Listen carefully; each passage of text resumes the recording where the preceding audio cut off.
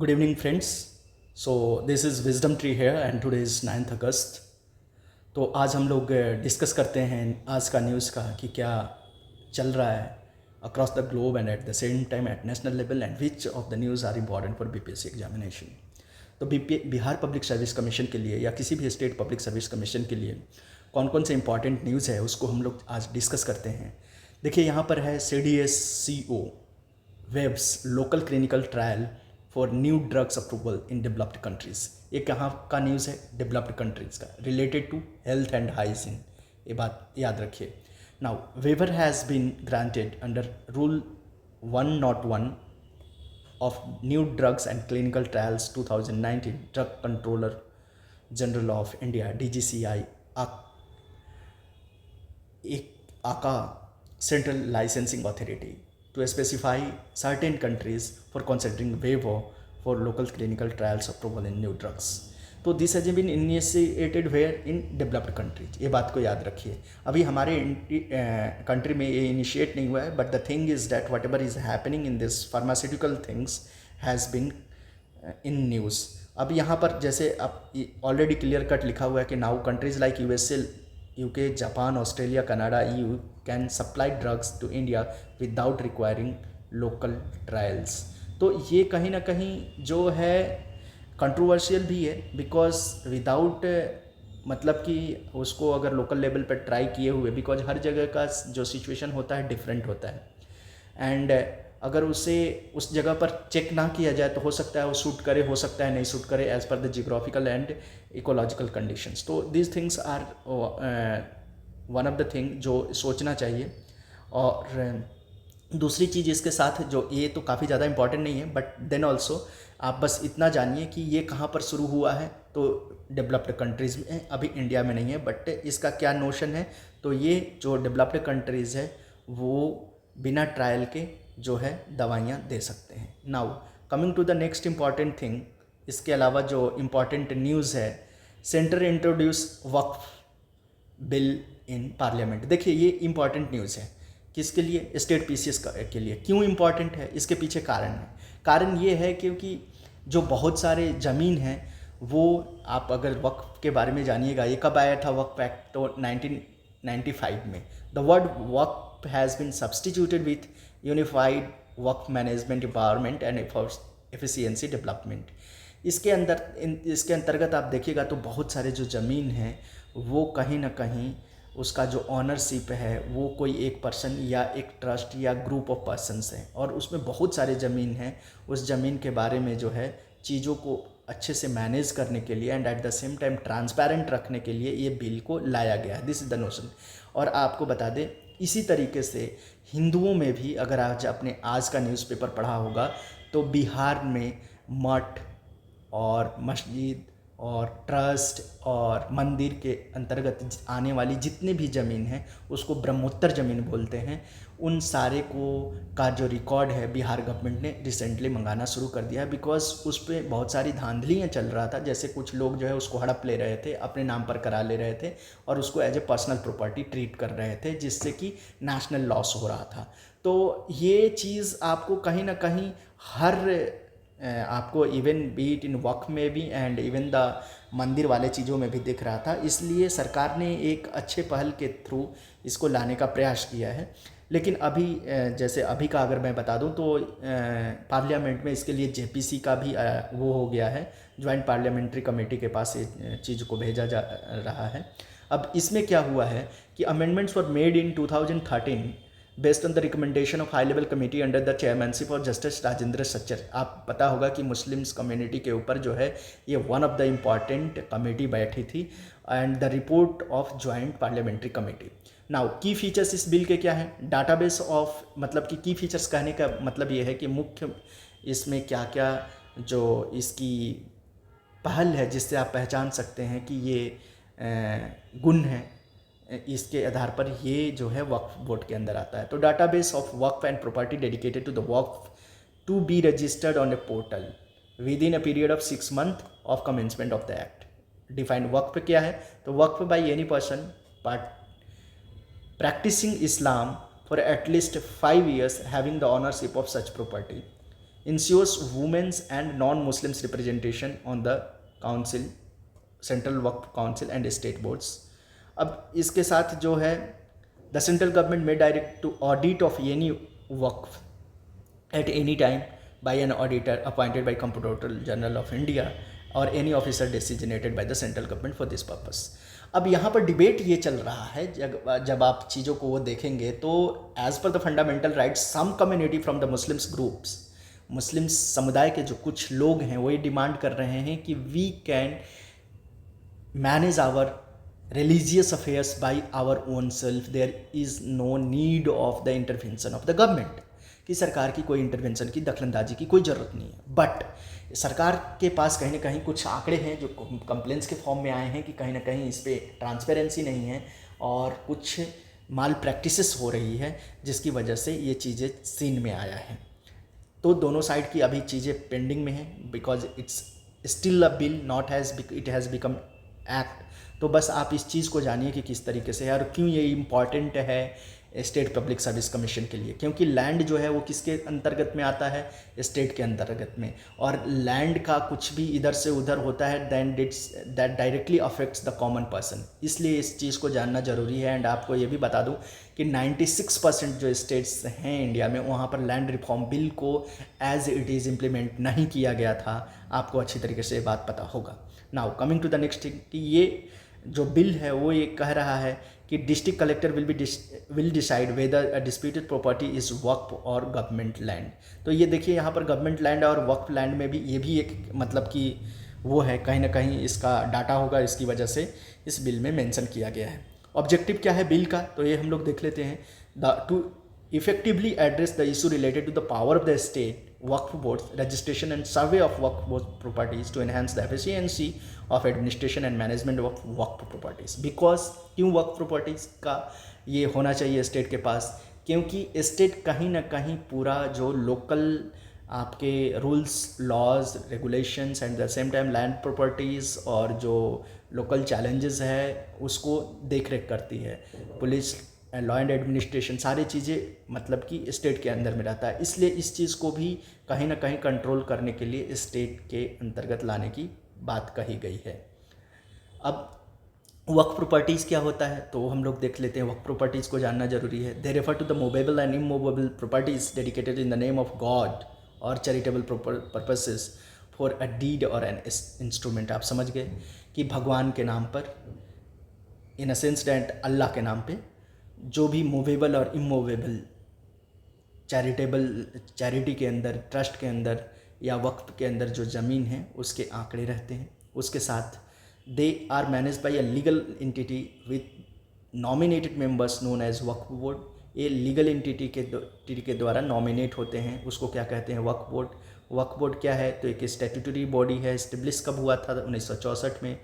Overseas and advises the state level Waqf boards across India. तो आप समझ गए होंगे कि क्या है वक्फ बोर्ड, और मैं इसलिए बताया आपको कि क्यों ये इंपॉर्टेंट हुआ है। तो मैंने आपको बिहार का चीज़ बताया कि बिहार के आज न्यूज़पेपर में ये चीज़ आया था, and you can connectify that how it's become important for state public service commission. Now coming to the next, highest ocean heat in 4 centuries places Great Barrier Reef in danger. तो ये बहुत important है, ये आपको जानने की ज़रूरत है, बिकॉज स्टेट पीसीएस में अभी इन्वायरमेंट एंड इकोलॉजी से भी क्वेश्चंस आने लगे हैं। तो ये किस चीज़ का, अगर आपको एक और भी चीज़ बता दूं कि रिसेंटली आपने सुना होगा कि वायनाड में जो सिचुएशन घटित हुआ है उसमें कहीं ना कहीं अरेबिक ओशन है उसका भी चर्चा किया गया है कि somewhere the heating of this ocean has also contributed in the danger which has recently happen in the form of landslide in Wayanad. So this becomes important. अब यहाँ पर आपको ये चीज़ जानना है कि ये ग्रेट बैरियर रीफ है कहाँ, तो ये आपको ऑस्ट्रेलिया में है। इस चीज़ को आप जानिए, लोकेशन एक बार ज़रूर देख लीजिएगा कि कहाँ पर है, ऑस्ट्रेलिया में। नाउ ये यहाँ पर 2016 से 2024 तक के बारे में 5 मास कोरल ब्लीचिंग इवेंट्स के बारे में बताया गया है कि किस तरीके से कोरल ब्लीचिंग वहाँ पर हो रहा है। अब ये जो कंडीशंस है कोरल ब्लीचिंग वाला, उससे क्या हुआ है कि कम्प्लीटली वाइट फॉर्म में टर्न हो गया है। इम्पैक्ट जो कोरल ब्लीचिंग का पड़ा है ग्रेट बैरियर रीफ का। फैक्टर्स रिस्पॉन्सिबल क्या है कोरल ब्लीचिंग का, तो heat stress, from raised water temperatures, increased ultraviolet radiations, runoff of pollutions, extreme low tides, and ocean acidification. These are the factors because of which coral bleaching ले रहा है. अब इसके बारे में हम लोग देख लेते हैं अबाउट ग्रेट बैरियर रीफ्स कहाँ क्या क्या है. तो largest coral reef system in the world अपने यहाँ पर कहाँ पर है, तो अंडमान एंड निकोबार, लक्षद्वीप इस कोरल रीफ से बना हुआ है. अंडमान एंड निकोबार जो एलिवेटेड लैंड है उससे बना हुआ है. नाउ अब ये कहाँ पर है लोकेटेड, तो क्वींसलैंड ऑस्ट्रेलिया के पास में है. यूनेस्को वर्ल्ड हेरिटेज साइट में इसको 1981 में जोड़ा गया था. और इसमें tiny polyps forming large carbonate structures. तो किस तरीके से फॉर्म होते हैं, तो tiny polyps forming large carbonate structure होते हैं ये. और ये वर्ल्ड कोरल रीफ्स मोस्टली कहाँ पर पाए जाते हैं, ट्रॉपिकल वाटर्स के पास. ये बात को भी याद रखिएगा, जनरली ये क्वेश्चन ऑलरेडी पूछा जा चुका है. इंडिया में आपको कहाँ कहाँ पर है, तो ये देखते हैं. इंडिया में आपको मिलेगा ये गल्फ ऑफ कच्छ में देख रहे हैं, गुजरात, गल्फ ऑफ मन्नार, उसके बाद अंडमान एंड निकोबार में भी आपको साइड में मिलता है, और लक्षद्वीप और मालवन को याद रखिएगा बिकॉज मालवन बहुत कम लोग जानते हैं कि यहाँ पर भी मिलता है आपको coral reefs. Now coming to the next important things which is been given in this box, importance of the coral reefs. तो हाईएस्ट बायोडाइवर्सिटी इकोसिस्टम को सपोर्ट करता है, और even more than the tropical rain forest, ये बात याद रखिएगा. उसके बाद protects coastal lines, storms and erosion, acts as carbon sink, एक याद रखिएगा, ये इंपॉर्टेंट थिंग है. और आगे उसके बाद हम लोग देखते हैं global fund for coral reefs, global coral reefs monitoring network and coral triangle initiative. All these things has been initiated to conserve the coral reef. तो ये बात याद रखिएगा. इंडिया की तरफ से क्या है इनिशिएट किया गया है, तो biorocks technology, coral restoration through biorock technology और मैरिन प्रोटेक्टेड एरियाज. तो दीज आर द इम्पॉर्टेंट, और ये इंपॉर्टेंट है, आप इसको ध्यान में रखिएगा. This is important for BPSC. तो वक्फ और फिर ये जो इन कोरल रीफ्स मतलब heightening of this oceans, these both are important. Now coming to the next important thing, this is also very much important, बहुत ही ज़्यादा important है, because you as you are understanding that कि अभी disaster जो है अलग अलग फॉर्म में एक न्यू फॉर्मेट में दिखाई दे रहा है, जिससे काफ़ी ज़्यादा लॉसेस हो रहा है. तो ये बेसिकली जो है वल्नरेबिलिटीज़ अबाउट द गोल्फ के बारे में है. तो हम लोग ये देख लेते हैं कि ये गुल्फ है क्या. तो ग्लेशियल लेक आउटबर्स्ट फ्लडिंग, समझे, ग्लेशियल लेक आउटबर्स्ट फ्लडिंग ये एक कंसेप्ट है. इस पर अभी जो है तीस्ता रिवर में जो डैम कोलैप्स हुआ था उसको कौन डिसाइड करता है, ये तो central water commission. Now coming to the next important thing, इसके बारे में हम लोग ये देखते हैं कि ये हो क्यों रहा है. Reasons for GLOFs, that means glacial lake outburst flooding क्यों हो रहा है. तो इसका जियोलॉजिकल रीजन क्या है, earthquake, breach of moraine dams. Morphological क्या है, mass movement of glacial lakes, water seepage through glacial structures etcetera. Physical क्या है, एक्सेसिव प्रेसिपिटेशन, क्रायोसिमिज्म. और उसके बाद एंथ्रोपोजेनिक क्या है, climate change and global warming. Anthropogenic मतलब जहाँ पर ह्यूमन इंटरवेंशन है. फिजिकल मतलब कि फिजिकल रीजन्स ऑफ जियोग्राफी के हिसाब से प्रेसिपिटेशन, क्रायोसिज्म जहाँ पर क्रायो लग गया डैट मीन्स आइस, मतलब water in solid form that means ice. और इसके बाद morphological and geological. Now challenges क्या इससे आ रहा है, तो unpredictable can occur suddenly with little warming, कभी भी हो सकता है. लॉस ऑफ लाइफ हो सकता है. केदारनाथ में अब जो 2013 में हुआ था, चमोली में जो 2021 में हुआ था. स्ट्रेटजीज टू मैनेज क्या है इसको, तो हजार्ड रिस्क जोनेशन, मतलब मैपिंग किया जाएगा कि जीआईएस के फॉर्म में कि कहाँ कहाँ पर ये प्रॉन एरियाज़ है वगैरह वगैरह.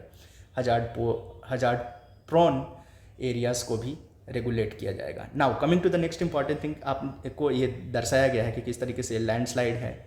उसके बाद ग्लेशियल लेक है, ये अवेलांच होता है तो डायरेक्ट किस तरीके से जो बर्फ़ की बड़ी टुकड़ा नीचे गिरता है. लैंडस्लाइड में किस तरीके से ये सॉलिड सीधे कोलैप्स कर रहा है.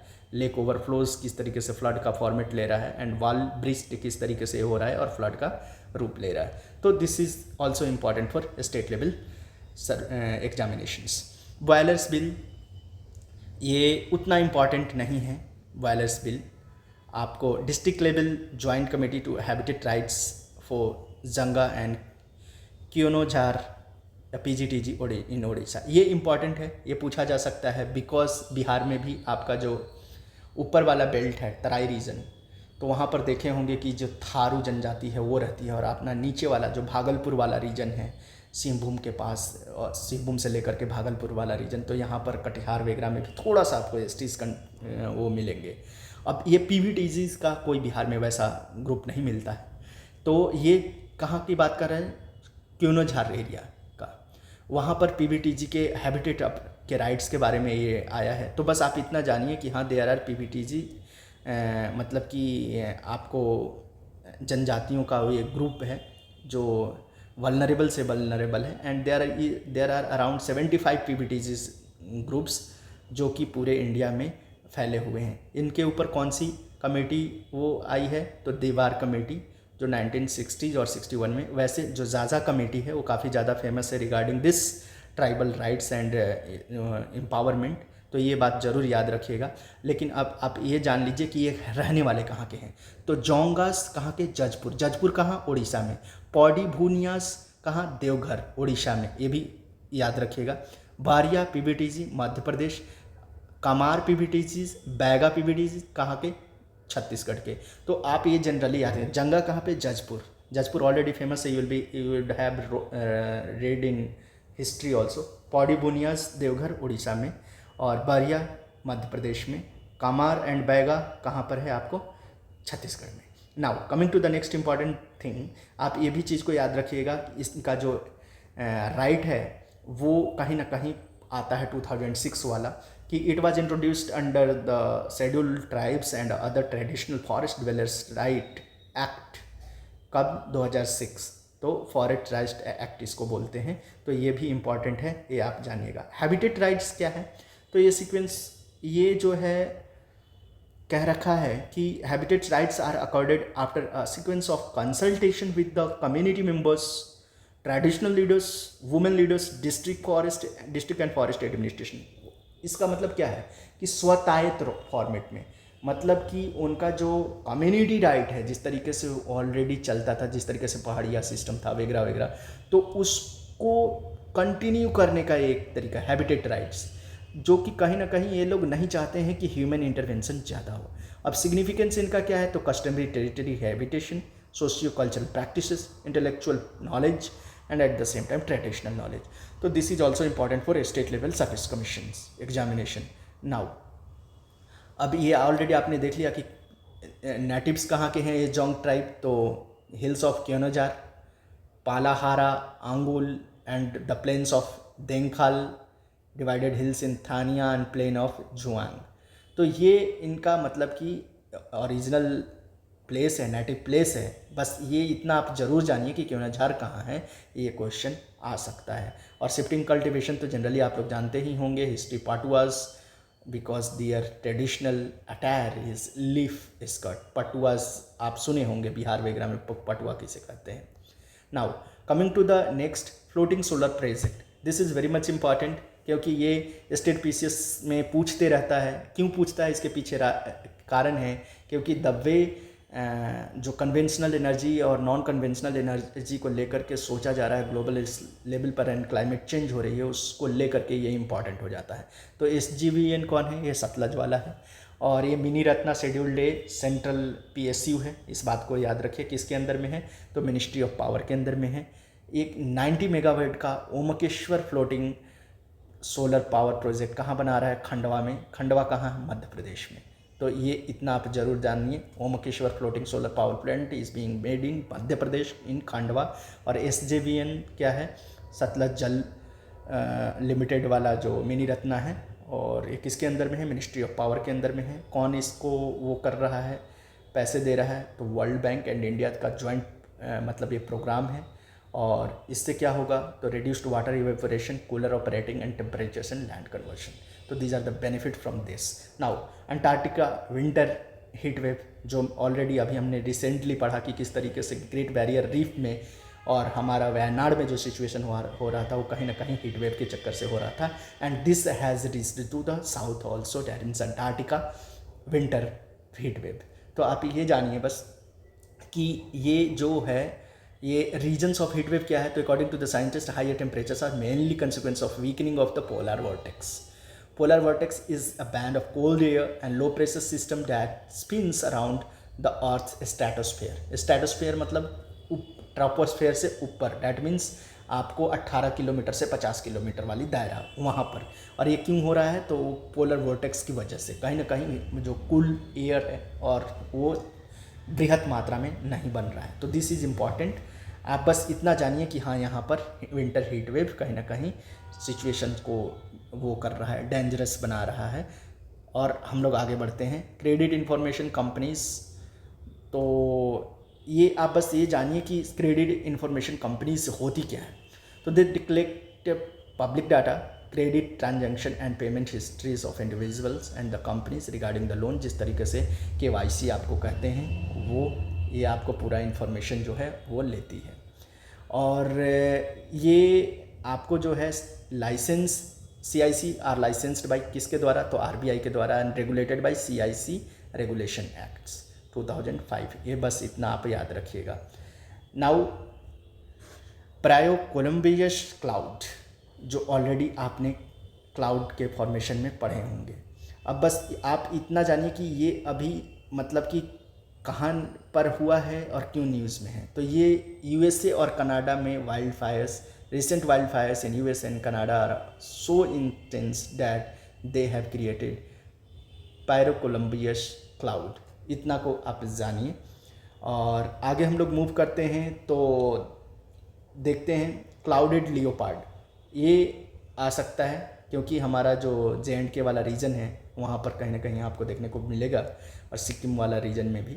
तो recently international clouded leopard day was observe in Aizawl Mizoram, और इसका क्या स्टेटस है, कंजर्वेशन स्टेटस IUCN में वल्नरेबल है, और वाइल्ड लाइफ में 1976 वाला जो एक्ट है उसमें शेड्यूल 1 और 4 के अंदर में है, साइट्स के अंदर अपेंडिक्स 1 में है। अब ये चीज़ है कि ये किस, इसका कैरेक्टरिस्टिक थोड़ा सा देख लीजिए एंड लोकेशन देख लीजिए। लोकेशन अपना साउथर्न चाइना है, भूटान है, नेपाल है, नॉर्थ ईस्ट इंडिया है, देखिए जो आपको बता रहा था, Myanmar, Thailand, Malaysia, Cambodia, Laos, Bangladesh है। थ्रेट क्या है, habitat lost and defragmentation, poaching and illegal wild trade. Now अब इसमें आप एक और भी चीज़ को जानिए कि ये नेम कैसे हुआ था, named after distinctive clouds on its coat. उसके बाद it is had tail the longest in relation to the body size, and it is more at home in the trees than on the ground. तो ये जो है मतलब कि ये जो जनरली हैं वो पेड़ पर ही रहते हैं, जिस तरीके से आप फिगर में देख रहे होंगे, आइडेंटिफाई कर पा रहे होंगे। नाउ ये इम्पॉर्टेंट है राष्ट्रीय विज्ञान पुरस्कार, क्योंकि ये फर्स्ट एवर दिया जा रहा है, फर्स्ट टाइम शुरू किया गया है। और ये किस चीज़ में दिया जाता है, field of science, technology and innovation. और ये राष्ट्रीय विज्ञान पुरस्कार बहुत ज़्यादा इंपॉर्टेंट है, very very important for BPSC examination, question आने का बहुत ज़्यादा चांसेस हैं। अब इसमें हम लोग ये देखते हैं कि इट कॉम्प्राइजेस 4 अवार्ड, विज्ञान रत्न लाइफ टाइम अचीवमेंट, विज्ञान श्री फॉर ऑल एजेस, विज्ञान युवा साइंटिस्ट 45 ईयर्स, एंड विज्ञान टीम कोलैबोरेटिव। ये इंपॉर्टेंट न्यूज़ है, इसको याद रखिएगा कि फर्स्ट टाइम किसको मिल रहा है। रिसेंटली मेरे दिमाग में ये बात नहीं आ रहा है, लेकिन already it has been announced 1 और 2 डेज बैक।